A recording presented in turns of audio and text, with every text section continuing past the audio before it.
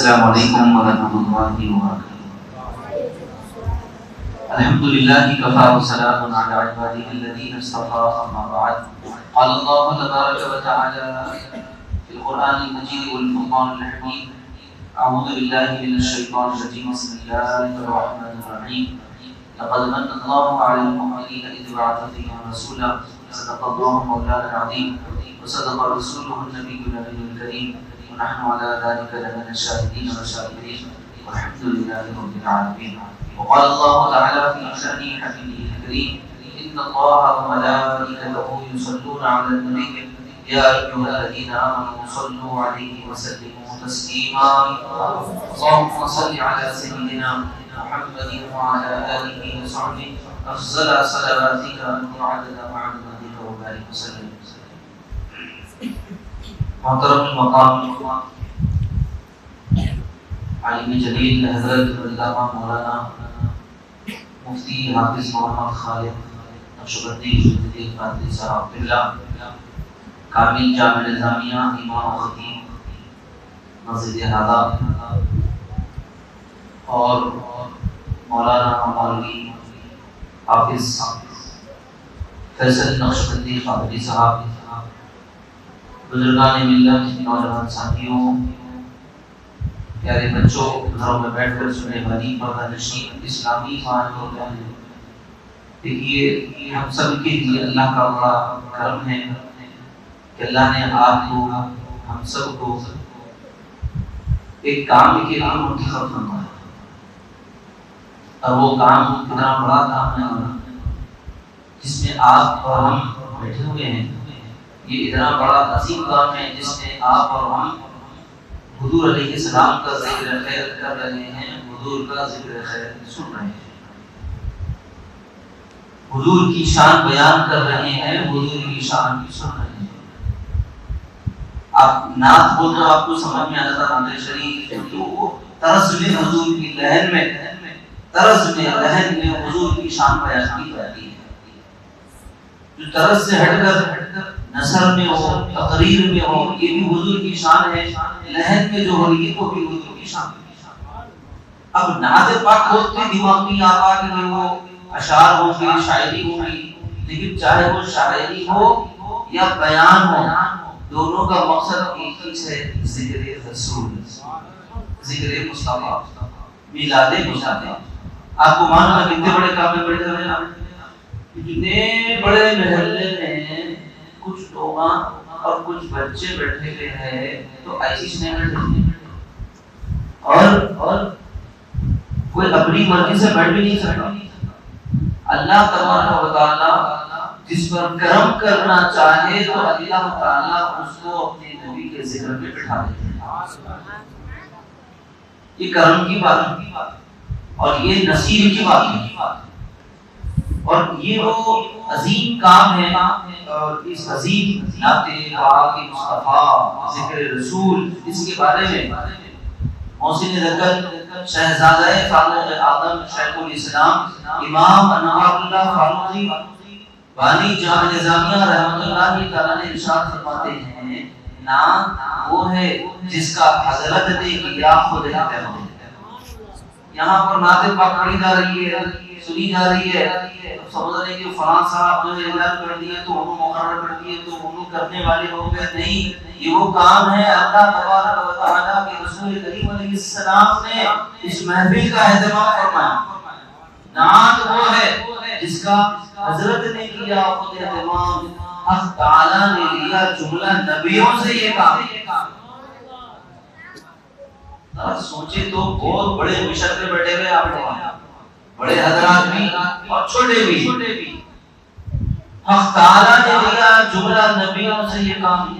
یہاں پر حضور کی شان بیان ہو رہی ہے، اس سے محرومی یہ لوگ، اگر کوئی اس سے محروم رہا تو کتنی عظیم نعمت سے محروم ہو رہا ہے۔ اور اسلام فرماتے ہیں وہ جو محروم کس سے نعت پاک سے، وہ جو محروم اس سے ایمان اس کا ناکام، اور جو دشمن ہے تو اس کے کفر میں پھر کیا کرا۔ سمجھے میلاد کی محفل کو، ذکر نبی کے ذکر کی محفل کو کیا سمجھے ہم؟ سمجھ میں آیا یہ بہت بڑی عظیم ترین محفل ہے، یہ ایسا عظیم ذکر آپ کرنے جمع ہوئے ہیں. شیخ الاسلام بانی نظامیہ نے مقاصد الاسلام میں لکھا حصہ کل میں کہ عثمان بن ابی العاص رضی اللہ عنہ کی والدہ جس وقت حضور کی ولادت باشارت ہوئی اس رات مخدومہ کائنات حضرت بی بی آمنہ رضی اللہ عنہا کی خدمت میں تھی. یہ فرماتی ہے کہ اس رات میں نے دیکھا کہ حضرت بی بی آمنہ کا گھر، بی بی آمنہ کے گھر میں ہر جگہ نور ہی نور تھا، روشنی ہی روشنی تھی. اور اللہ تبارک و تعالی نے اس رات نہ صرف بی بی آمنہ رضی اللہ عنہا کے گھر کو روشن فرمایا بلکہ مشرق، مغرب، شمال، جنوب، زمین، آسمان، کائنات کے ذرے ذرے کو اللہ اپنے قریب میں روشن اور منور فرما دیا. فرشتے، ملائکہ، ان سے کہا جا رہا ہے کہ جنت کے دروازے کھول دیے جائیں، ان سے کہا جا رہا ہے کہ آسمان کے دروازے کھول دیے جائیں. ان کو حکم دیا جا رہا ہے کہ سارے فرشتے، جمیع ملائکہ زمین پر اتر آ جائے، زمین پر آ جائے. کیوں آ جائے؟ اگر آپ سوال فرشتوں سے کر سکتے تو سوال اگر ان سے کیا جا سکتا تو جواب آپ کو فرشتوں سے یہ ملتا کہ فرشتے سے سوال ہو کہ زمین پر آپ کیوں آئے، تو فرشتے بھی آپ کو یہی جواب دیں گے ہمارے آنے کی وجہ یہی ہے کہ حضور آ رہے ہیں، حضور آ رہے ہیں، اس لیے ملائکہ بھی زمین پہ آ گئے. سمجھ رہے ہو آپ کتنا اہتمام؟ ارے فرشتے جو عرش چھوڑ کر زمین پر آئے، فرش پر آ جائے، جن کا مقام جنت، اس رات جنت چھوڑ کر زمین پر ہے، جو آسمانوں پر تھے اور اس رات فرش پر آ چکے ہیں، اس لیے کہ حضور آ رہے ہیں، حضور آ رہے ہیں، حضور آ رہے ہیں. حضرات میلاد کی خوشی اگر دیکھنا ہو تو شب میلاد جو کائنات میں رب نے جشن کا اہتمام فرمایا تھا، اس جشن کو ملاحظہ کرو کہ فرشتے عرش چھوڑ کر، فرشتے آسمان چھوڑ کر، فرشتے جنت چھوڑ کر فرش پر موجود ہے. کیوں موجود ہے؟ اس لیے موجود ہے کہ حضور آ رہے ہیں. اب ہماری مسجد میں بھی ذکر ہو رہا ہے، میلاد کا ذکر ہو رہا ہے، نبی کی عظمتوں کا، تو پھر جذبہ ایسے ہونا کہ ہم کیوں بیٹھے یہاں پر؟ ارے وہ لمحات ہے، یہ وہ ایام ہے، یہ وہ ماہ مبارکہ ہے جس میں حضور صلی اللہ علیہ وسلم تشریف لائے تھے. ایک جشن تو وہ تھا جس میں کائنات کو روشن اور منور کر دیا گیا تھا. نصیب یہ کہ روشن تھی کائنات، بلکہ فرشتے جہاں تھے سب فرش پر موجود تھے. حضرت بی بی مریم زمین پر فرش پر موجود، حضرت آسیہ فرش پر ہے، یعنی بی بی آمنہ کی خدمت میں بی بی مریم ہے، حضرت بی بی آسیہ ہے، اور بے شمار حوران جنت بی بی آمنہ کے گھر میں موجود ہے. یہ تمام کے تمام خواتین، مقدس خواتین کیوں آئی زمین پر؟ جنت سے زمین پر آنے کی وجہ کیا تھی؟ ان سے بھی اگر پوچھے گا تو جواب یہی ملے گا کہ حضور آ رہے ہیں. کیا سمجھے میلاد کے جشن کو؟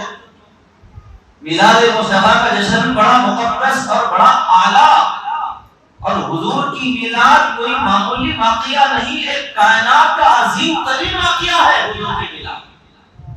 اس کو اپن سمجھ رہے ہیں.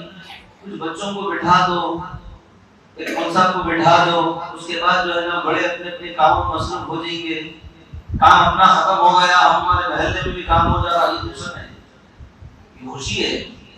اس کو بولتے ہیں خوشی. میلاد مصطفیٰ کی محفل بولے تو اس کے اندر کیسی دیوانگی رہنا لوگوں کی. اگر عاشق کے رسول کو اگر آپ پوچھیں گے تو عاشق رسول کیا بولے گا معلوم؟ سنا ہے آپ اگر عاشق کے گھر تشریف لاتے ہیں، میرے گھر میں بھی ہو جائے چراغاں یا رسول اللہ. ارے تمہارے گھر میں چراغاں کیسے ہوگا؟ تم جب تک نبی کی یاد میں تم نہیں بیٹھو گے، تو جب تک دل رسول سے اپنے آپ کو جوڑو گے نہیں، تو نبی کی تشریف آوری کہاں سے ہوگی؟ گھر کیا ہے معلوم آپ کو؟ سنا ہے آپ ہر عاشق کے گھر تشریف لاتے ہیں، میرے گھر میں بھی ہو جائے چراغاں. دوسرا لفظ استعمال کیا جائے تو میرے دل میں بھی ہو جائے چراغاں یا رسول اللہ. تو یہ دل روشن کیسے ہوگا؟ دل میں جراحاں کیسے ہوں گے؟ معلوم آپ کو میلاد مصطفیٰ کی مجلس کا سب سے بڑا مقصد، جتنے بچے بیٹھے ہوئے ہیں نا، بچوں آپ اس بات کو ذہن میں رکھیے کہ آپ کو مسجد معراج میں ایک صاحب یہ پیغام دے کر جائیں، یہ دماغ میں رکھیے آپ کہ میلاد کی محفل کا سب سے بڑا فائدہ یہ ہوتا ہے کہ اس کی برکت سے اللہ تعالیٰ ہمارے دل کو، قلب کو روشن فرما دیتے ہیں۔ دل کی دنیا آباد، دل روشن۔ اب لوگ جو ہے نا دیکھیے آپ، کوئی سڑکوں کو سجانے کی فکر میں ہے، کوئی عمارتوں کو سجانے کی فکر میں ہے، کوئی گھر کو سجانے کی فکر میں ہے، کوئی مکان کو سجانے کی فکر میں ہے۔ سجائیے، دائرے شریعت میں رہ کر کیا بھی جائے، شریعت منع نہیں کرتی، شریعت بالکل اجازت دیتی ہے۔ مان لیجیے شریعت کی اجازت کے بعد بھی اگر آپ کو سب کچھ کر لیے تو کیا آپ کا دل روشن ہو گیا؟ دل روشن ہوا؟ نہیں، ابھی نہیں ہوا۔ ابھی تو خالی آپ ایک حصہ، ایک پہلو ادا کر رہے ہیں، ایک پہلو پر عمل کر رہے ہیں۔ دوسرا پہلو ہے جگہ، مکان، عمارت اور سڑکوں کی روشنائی کے ساتھ ساتھ دل کو بھی روشن کرنا ہے۔ تو دل کی روشنی کے لیے کیا کرنا پڑے گا؟ دل کو روشن کرنے کے لیے ذکر رسول کرنا پڑے گا، ذکر رسول سننا پڑے گا۔ یہ محفل کتنی بڑی مبارک محفل ہے حضرات۔ میلاد مصطفیٰ کوئی معمولی واقعہ نہیں ہے، کائنات عالم کا عظیم ترین واقعہ۔ اب دیکھیے نبی کی بعثت کے بارے میں اللہ رب العالمین نے کیا فرمایا معلوم؟ اللہ نے آپ کو نماز دی تو احسان کا ذکر نہیں فرمایا، کئی نعمتیں اللہ نے آپ کو دی لیکن اللہ نے آپ کو احسان کا ذکر نہیں فرمایا۔ ماں باپ ملے، آپ کو صحت ملی، آپ اشرف المخلوقات میں ہیں، سب کچھ ہے آپ، لیکن نعمتیں ملنے کے بعد اللہ نے کسی نعمت کو جتایا نہیں جتایا۔ میں تیرے کو معاف دیا، یہ تجھ پر احسان ہے، کان دیا تجھ پہ احسان ہے، ہاتھ دیا تجھ پہ احسان ہے، عقل دی تجھ پر احسان ہے۔ حالانکہ تمام کے تمام نعمتیں اللہ کے احسانات ہیں، لیکن جتایا نہیں خدا نے۔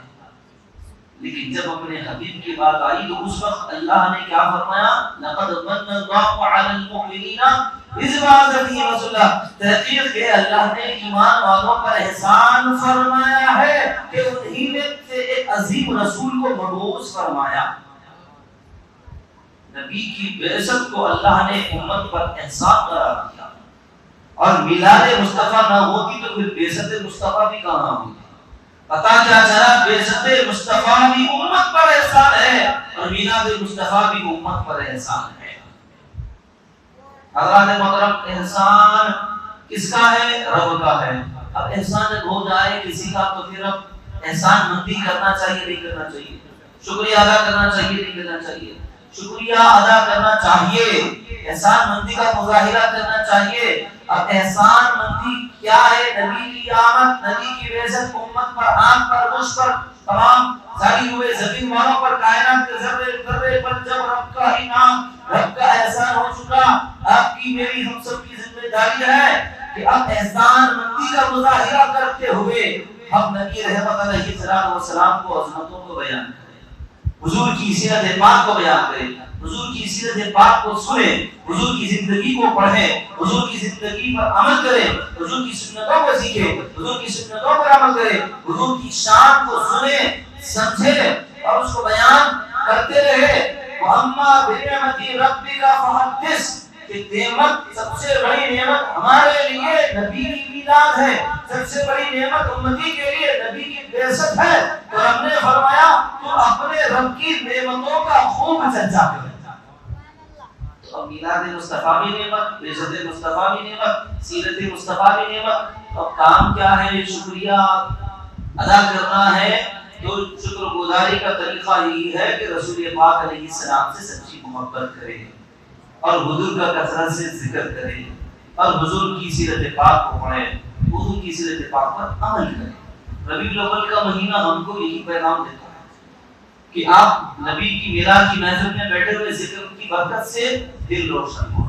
اور کیسا روشن ہوگا؟ معلوم یہ روشنی کتنی ہے؟ مانو آپ کو دیکھو جی، یہ روشنی ایسی عظیم روشنی، آپ کچھ بول رہا ہوں میں، یہ ایسی عظیم روشنی ہے معلوم۔ اب یہ موبائل فون ہے، اب میں اس کو جو ہے لائٹ آن کر کے ایسا جیب میں رکھ لیتا ہوں اوپر، لائٹ آن ہے، لائٹ ایسا میرے ادھر چل رہی آن ہو گیا تو میرا دل روشن ہو جاتا، اندر دل روشن ہو جاتا، ہوتا نہیں ہوتا۔ وہ دل روشن کرنے کے لیے کیا کرنا پڑتا؟ کثرت سے نبی کا ذکر کرنا۔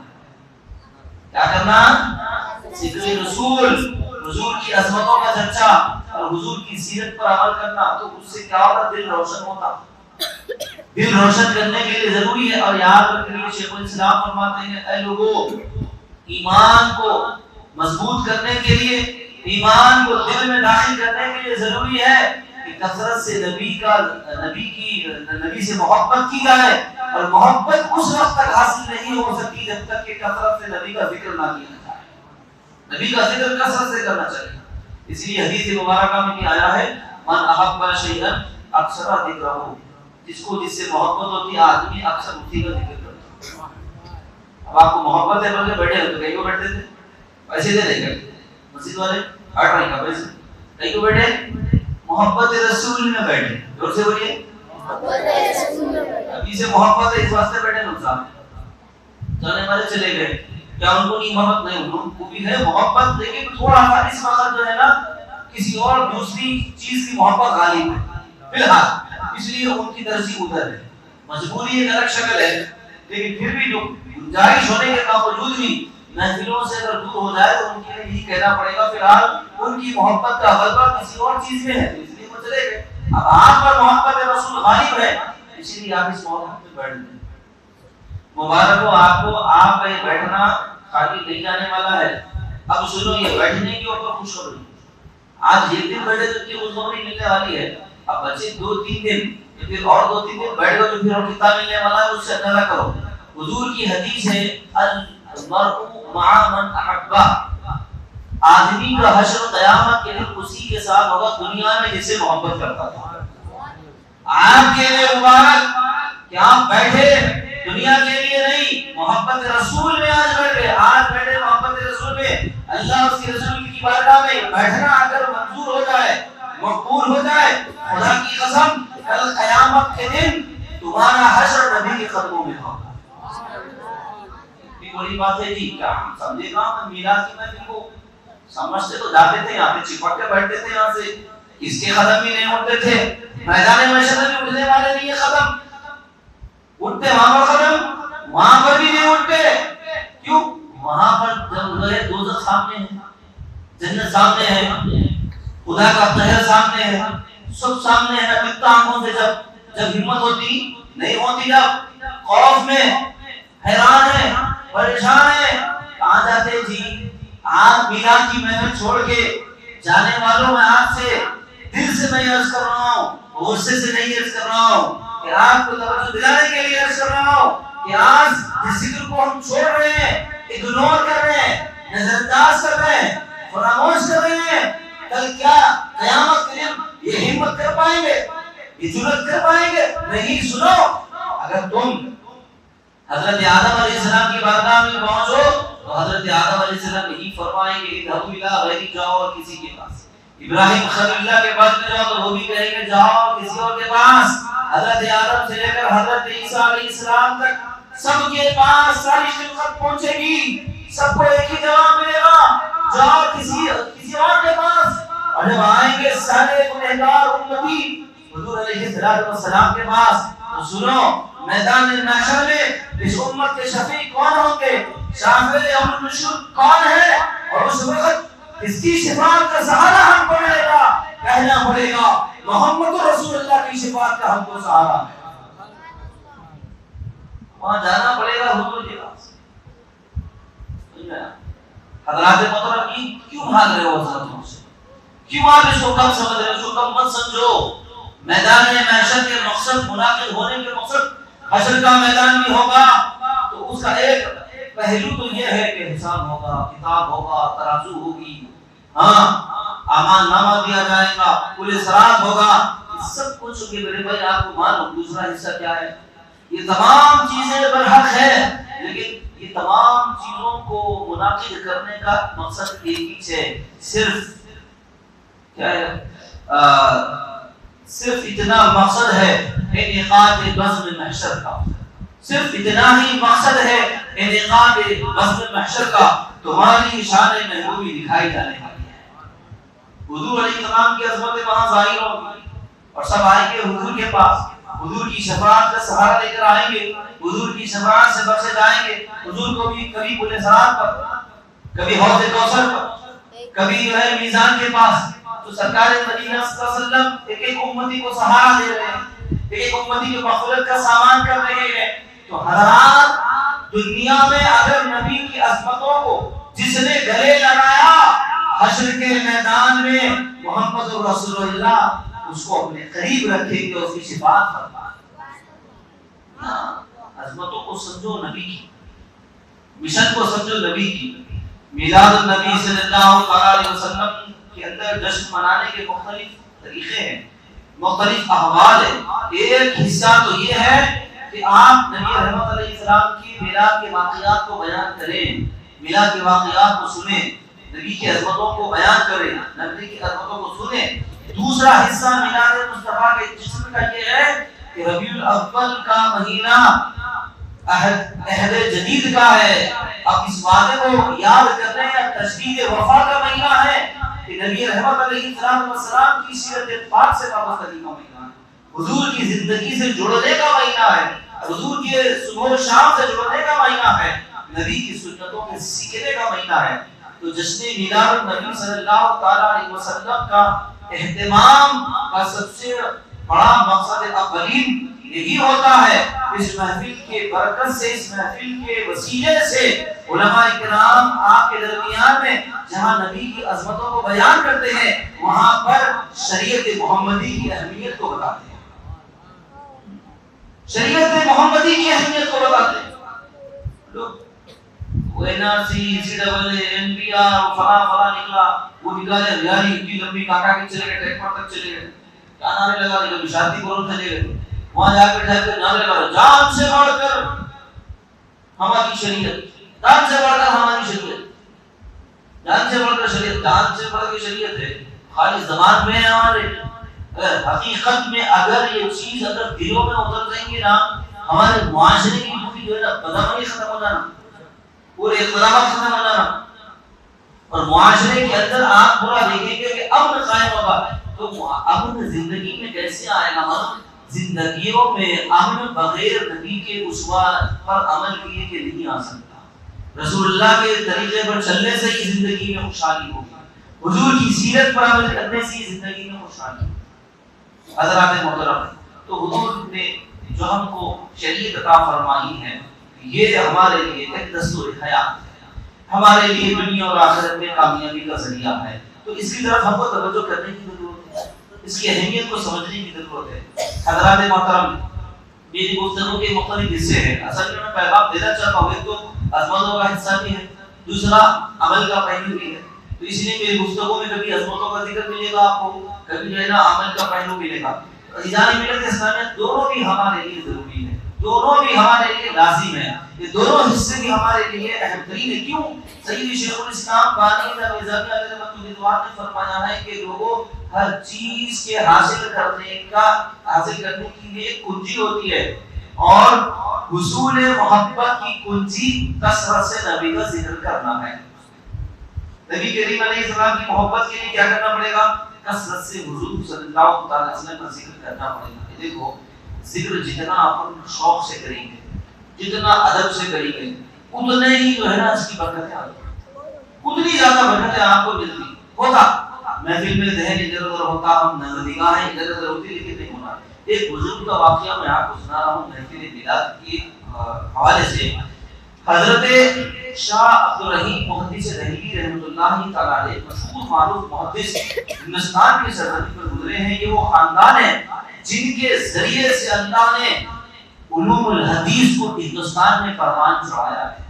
علم حدیث کی بنیادیں ہندوستان کے کونے کونے میں اس خانوادے کے ذریعے سے آگے بڑھی ہے اور پہنچی ہے۔ شاہ عبدالرحیم محدث دہلوی رحمہ فرماتے ہیں کہ میں ہر سال پابندی کے ساتھ میلاد کی محفل منعقد کرتا تھا۔ یہ واقعہ میں کس بات کو سمجھانے کے لیے سنا رہا ہوں آپ کو، کہ جتنا ادب سے، جتنا احترام سے اور جتنا خشوع و خضوع کے ساتھ، توجہ کے ساتھ ہم محفل میں بیٹھتے ہیں، اس کا اہتمام کرتے ہیں تو اس کی برکت کیا ہوتی ہے، وہ پیغام دینا چاہتا ہوں۔ یہ فرماتے ہیں کہ میں ہر سال محفل میلاد کی محفل منعقد کرتا ہوں، اور ایک سال ایسا ہوا کہ کسی وجہ سے میں حاضرین میں تناول تبرک، تناول طعام کا اہتمام نہیں کر سکا۔ ان دنوں میں تنگی چل رہی تھی، تو اس وقت میرے گھر میں صرف بھنے ہوئے چنے رکھے ہوئے تھے، سوائے ان بھنے ہوئے چنوں کے میرے پاس کچھ نہیں تھا۔ تو میلاد کی محفل منعقد ہونے کے بعد اختتام پر وہی بھنے ہوئے چنے میں نے حاضرین میں تقسیم فرما دیے۔ اب یہ فرماتے ہیں جب رات ہوئی میں نے خواب میں دیکھا سرکار مدینہ تشریف فرما ہے اور حضور کے سامنے وہی بھنے ہوئے چنے رکھے ہوئے ہیں، اور حضور اس کو دیکھ کر مسکرا رہے ہیں۔ حضرات، آج لوگ میلاد النبی صلی اللہ علیہ وسلم کی خوشی میں دیگوں کی دیگیں چڑھا دیتے، کنٹلوں کے کنٹل پکوان لگ رہے ہیں، لیکن کیا بات ہے، ہزاروں روپیہ کنٹلوں کے کنٹل پکوان کھلانے کے باوجود بھی وہ جو برکت بھنے ہوئے چنے تقسیم کیا کرتے تھے ہمارے بزرگان دین، جو برکت ان کو ملا کرتی تھی، اس کا ایک حصہ، 1% حصہ بھی ہم نہیں پا رہے ہیں، ہم اس سے محروم ہیں۔ تو وجہ کیا ہے؟ ان کے عمل میں دکھاوا، ریاکاری نہیں تھا، ان کے عمل میں خلوص تھا، ان کے عمل میں دیوانگی تھی، ان کے عمل میں مکمل ایسی وابستگی تھی جس کی کوئی مثال نہیں ہے۔ تو اسی لیے ان کے خلوص کی وہ برکت تھی کہ وہ تھوڑا بھی اگر پیش کرتے تو وہ رسول خدا کی بارگاہ میں وہ عمل مقبول ہو جاتا۔ آج بھی عمل مقبول ہو سکتا ہے بشرطے کہ ہماری نیت ویسی ہو، ہمارے ارادے ویسے ہو، ہماری سوچ ویسی ہو، ہماری فکر ویسی ہو، ہماری دیوانگی ویسی ہو، ہمارے جذبات ویسی پاکیزہ ہو، سوچ بھی ویسی پاکیزہ ہو۔ اور جب اتنے ادب اور احترام اور اہتمام کے ساتھ ہم اس کو منعقد کریں گے، پھر سرکار مدینہ صلی اللہ علیہ وسلم غلاموں کو نواز دیں۔ حاضرین محترم، تو یہ محفل دنیا میں بھی کامیابی کا ذریعہ ہے اور آخرت میں بھی کامیابی کا ذریعہ ہے۔ تو ہم کو اس محفل کے مقاصد کو بھولنا نہیں چاہیے، محفل کے مقاصد کو ذہن میں رکھنا چاہیے۔ خالی اب بیان ہوا، آپ بیٹھ گئے، بیان کرنے والے بیان کر دیے، آپ سن لیے اور آپ چلے گئے، کام ہونے والا نہیں ہے۔ آپ کو اس سے قدم آگے بڑھنا پڑے گا۔ کیا کرنا ہے آپ کو؟ آپ کو جو پیغام دیا جا رہا ہے اس کو اچھے سے سمجھنا ہے، اور اس کے بعد آپ اس پر عمل پیرا ہونا، عمل کرنے والے بننا۔ نمبر 1۔ دوسرا کام آپ کو یہ کرنا ہوتا ہے کہ آپ جو ہے حضور علیہ السلام جو مشن لے کر دنیا میں تشریف لائے تھے، اس مشن سے آپ وابستہ ہونا اور دوسروں کو بھی اس مشن سے جوڑنا، تو آپ میلاد کے مقصد کو سمجھ سکتے ہیں۔ مثال کے طور پر رسول کریم علیہ السلام کی دنیا میں تشریف آوری کے مقاصد کو اگر آپ دیکھیں گے، جیسے بعثت کے مقاصد کے ضمن میں اللہ نے فرمایا پہلا مقصد یتلو علیہم آیاتہ، یہ نبی قرآن کی آیتیں پڑھ کر تمہیں سناتے ہیں۔ سنیں، حضور کی بعثت کا پہلا مقصد میلاد النبی صلی اللہ علیہ وسلم کی محفل میں آپ بیٹھے ہوئے ہیں تو آپ کو یہ پیغام دیا جا رہا ہے کہ حضور صلی اللہ علیہ وسلم دنیا میں آئے اسی لیے تاکہ امت مسلمہ قرآن مجید کی تلاوت کرنے والی بنے، اس کو سمجھنے والی بنے، اس پر عمل کرنے والی۔ یہ پہلا مقصد ہے۔ اگر آپ قرآن پڑھ رہے ہیں اور قرآن اگر آپ سمجھ کر پڑھ رہے ہیں، قرآن سیکھ رہے ہیں، قرآن سکھا رہے ہیں، تو یاد رکھو آپ نبوت کے مشن سے وابستہ ہیں۔ آپ کو بولا کہ آپ نبوی مشن سے جڑ چکے ہیں۔ دوسرا مقصد حضور علیہ السلام کی بعثت کا، میلاد کی اس نبی کی نسبت سے آپ کے لیے کوئی عزت کی ہے۔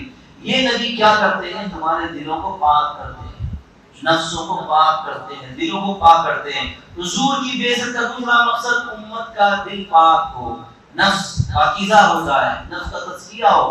حضرین محترم، تو اب ضروری ہے کہ ہمارے اندر دل میں کسی کے لیے کوئی برائی نہ ہو۔ اگر آپ نبی کے میلاد کے پیغام پر عمل کرنا چاہتے ہو تو آپ کے لیے پیغام یہی ہے کہ دل میں کسی کے لیے برائی کا جذبہ نہ ہو، حسد نہ ہو، بغض نہ ہو، کینہ نہ ہو۔ آج کا حال ہے، سامنے کچھ رہتے پیچھے کچھ رہتے، خطرناک ہے ہمارے لوگ، بہت مطلب ہر جگہ ہے، ان کے پیچھے جو بھی جہاں پر بھی اچھا کام ہوتا نا وہاں پر کوئی نہ کچھ خرابی. یہاں تک کہ مساجد کی ائمہ مؤذنین تک محفوظ نہیں. اب عام آدمیوں کو چھوڑ دو, آپ آپوں کے سبوں کے درمیان میں آپ لوگوں کا کیا حال ہوگا وہ آپ چھوڑ دو, وہ تو بات کی بات ہے. عام مسلمان کے ساتھ اس کے بارے میں کیا فکر ہے ایک مسلمان کی دوسرے مسلمان کے بارے میں. ایک امام اور ایک مؤذن جس کے پیچھے نماز پڑھی جا رہی ہے, امام کی غیر موجودگی میں نائب امام کے پیچھے پڑھی جا رہی ہے, امام کے پیچھے نماز پڑھی جا رہی ہے, پیچھے آ کے عبادت میں امام کی تابعداری, نماز میں عبادت میں امام کی تابعداری, اور نماز کے باہر امام سے غداری. یہ حال مسلمانوں کا ہوگا. ہم جو دیکھ رہے ہیں شہر میں, ہم جو دیکھ رہے ہیں جہاں دورے ہوتے ہیں لوگوں کی ہم سنتے ہیں, وہاں کی آواز سنا رہے ہیں آپ کو. حضرات یہ برائی اتنی ہوئی ہے. حضور کیا فرمایا معلوم, مسلمان کس کو بولتے ہیں؟ مسلمان دو چہرے والا نہیں ہوتا, مسلمان دو منہ والا نہیں ہوتا, سامنے کچھ پیچھے کچھ, یہ مسلمان کی علامت نہیں ہے. حضور نے فرمایا یہ پہچان تو منافق کی ہے, مسلمان کی نہیں ہے, مومن کی نہیں ہے. مسلمان تو کھڑا ہوتا ہے, جو سامنے ہے وہی پیچھے ہے. مسلمان سامنے وہ پیچھے. حضور حدیث کے الفاظ ہے بھائی مسلمان دو منہ کا نہیں ہوتا. سمجھنا آپ دل کو اچھا رکھو بھائی, ایک دوسرے کے لیے سب کے لیے اچھے جذبات رکھو, اپنے مسلمان بھائی کے لیے اور مسجد کو آنے سب کے لیے اچھے جذبات رکھو, پڑوس والوں کے لیے اچھے جذبات رکھو, محلے والوں کے لیے اچھی سوچ رکھو اور دل کو اچھا رکھو.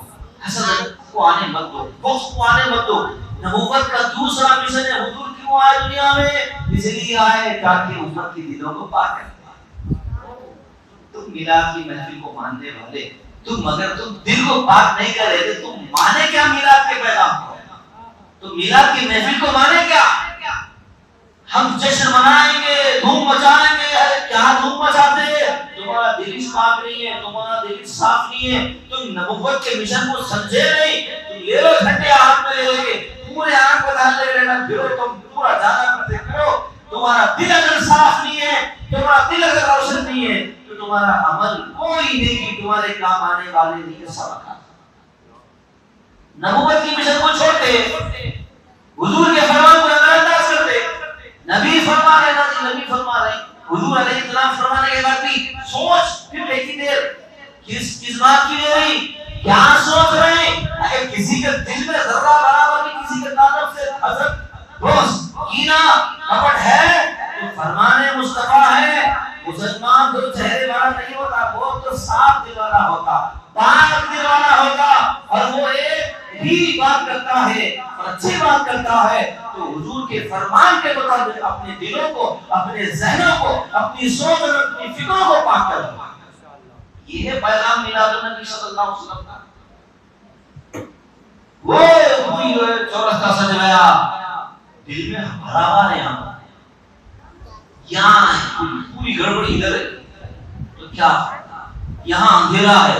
تم ایک دنیا ایک چورستہ تو روشن کر دیے, لیکن تمہارے اندر کی دنیا میں اندھیرا ہے, تمہارے اندر کی دنیا میں تاریکی ہے, تمہارا باطن تاریکی میں ڈوبا ہوا ہے. تمہارا ظاہر جس کو تم سوار رہے ہو, جبکہ حضور نے فرمایا حضور کیا چاہتے ہیں امتی سے کہ وہ اپنے باطن کو سنبھالے, باطن کو پاک رکھے, باطن کو صاف. یہ سب مسئلے کو ہے حسد. سارا اختلاف جھگڑا, یہ پوری فساد کی جڑ, معاشرے میں فساد کی جڑ کیا ہے؟ حسد. حسد کہے گا کسی کا چلنا سمجھ میں نہیں آیا تو ختم, آ گیا دل میں. کسی کا اٹھنا سمجھ میں نہیں آیا, آ گیا دل میں. کسی کا بولنا سمجھ میں نہیں آیا, آ گیا دل میں. اچھا یہ جو چلنا پھرنا تھا نا, اب میں آپ کو بتاؤں, دشمنی کرنے کے واسطے ضروری نہیں ہے کہ آپ کو کسی سے لڑائی کرنا پڑے, جھگڑا کرنا پڑے. کسی سے لڑائی ہوتی تو دشمنی ہوتی, ایسا نہیں ہے. آج کے زمانے میں آپ دنیا کے اعتبار سے تھوڑا ترقی کر لیجئے, تھوڑا پیسہ کما لیجئے, حاسدین تو آپ کو مفت میں مل جاتے ہیں, حسد کرنے والے تو آپ کو فری میں مل جاتے ہیں. رائٹ, 101% رائٹ, ٹھیک ہے نا. ہم کو نہیں دیکھنا ہے, ہم کو کسی کے مال پہ نظر نہیں رکھنا, کسی کے دولت پہ نظر نہیں. ہماری نظر کس پر ہونی چاہیے؟ ہماری نظر سیرت مصطفیٰ پہ ہونی چاہیے، ہماری نظر اپنی گریبان میں ہونی چاہیے۔ میرے اندر کچھ برائیاں ہیں تو برائیاں نہیں، فلاں کے اندر کچھ برائی ہے، سمجھا سکتے ہو اس کو، ڈائریکٹ اس کو سمجھا سکتے سمجھاؤ، وہ سمجھ سکتا ٹھیک ہے، نہ سمجھے تو دعا کرو اس کو بس۔ عزیزان ملت اسلام ہے۔ دوسرا مقصد کیا ہے نبوت کا؟ یہ نبی کیا کرتے ہیں؟ دلوں کو پاک کرتے ہیں۔ کیا کرتے ہیں؟ دلوں کو حضور کی بعثت کا پہلا مقصد قرآن پڑھ کے سناتے ہیں، دوسرا مقصد ہے دلوں کو پاک کرتے ہیں حضور علیہ السلام۔ تو ہم ہمیشہ کیا کرتے ہیں؟ دل کو پاک کرنا، اچھا رکھنا، وہ نہیں جانا حسد کو اسی چکر ہو۔ تیسری چیز جو حضور علیہ السلام کی بعثت کے مقاصد میں اپنا مقصد ہوتا ہے، ایک منٹ میں بات ختم ہو جائے گا۔ تیسری چیز جو بعثت کے مقاصد میں سے وہ ہے وَيُعَلِّمُهُمُ الْكِتَابَ وَالْحِکْمَةَ، یہ نبی کتاب اور حکمت کی تعلیم دیتے ہیں۔ یہاں پر سیدھا علوم و فنون کی طرف توجہ دلائی جا رہی ہے۔ حضور دنیا میں تشریف لائے اسی لیے تاکہ امت لکھنے اور پڑھنے والی بن جائے، پڑھی لکھی بن جائے، لکھنے پڑھنے والی بن جائے۔ علم سے وابستہ ہو، علم جو ہے وہی نہیں ہے جو اسکول میں ملتا، مدرسے میں ملتا۔ علم جو ہے نماز کے بعد امام صاحب جو کتاب لے کے جو درس دیتا، درس قرآن دیتے گی، درس حدیث دیتے گی، کیا دیتے گی امام میرے کو، جو بھی یہاں سے مسلح سے جو کتاب پڑھی جاتی ہے، جو پیغام دیا جاتا ہے، جمعے کا بیان بھی کیوں نہ ہو، یہ بھی آپ کے لیے علم کے حاصل کرنے کا ذریعہ ہے۔ کون بول رہے وہ نہیں دیکھنا، کہاں سے دیا جا رہا ہے پیغام وہ دیکھنا۔ تو امام اور خطیب جو مقام سے آپ جو مخاطب ہوتے اس مقام کو بولتے ممبر رسول۔ کیا بولتے؟ سر آپ کو ممبر رسول سے آنے والی بات ہے۔ ممبر رسول سے کہا جا رہا ہے گردن جھکانا، اس کے اوپر لبیک کہنا نہیں۔ ممبر رسول سے کہا گیا پھول نہیں، پھول کی پتی سے ہی دینا ہے ان کو۔ ممبر رسول سے کہا گیا پورا ہم اس وقت نہیں دے سکتے، مجبور ہے تھوڑا تو بھی دینا کیوں؟ ممبر رسول سے پکارا گیا، ہم کو پکارا گیا۔ ارے ہم گنہگار کہاں تھے ہم، لیکن اللہ نے ہماری صداؤں کو، اللہ نے ہمارے نام کو ممبر رسول سے ہمارے لیے صدائیں گونج رہی ہے۔ تو یہ ہمارا نصیب جاگ اٹھا، یہ ہماری قسمت چمک گئی کہ ممبر رسول جو ہم ممبر رسول سے ہم کو صدائیں دی جا رہی ہے، ہم کو پکارا جا رہا ہے، ہم کو آواز دی جا رہی ہے۔ تو اس کو اپنے لیے غنیمت سمجھنا، اپنے لیے اعزاز سمجھنا، اپنے لیے عزت سمجھنا، اپنے لیے سعادت مندی سمجھتے ہوئے ہر اس بات پر لبیک کہتے ہوئے اس کام کا حصہ بننا۔ وآخر دعوانا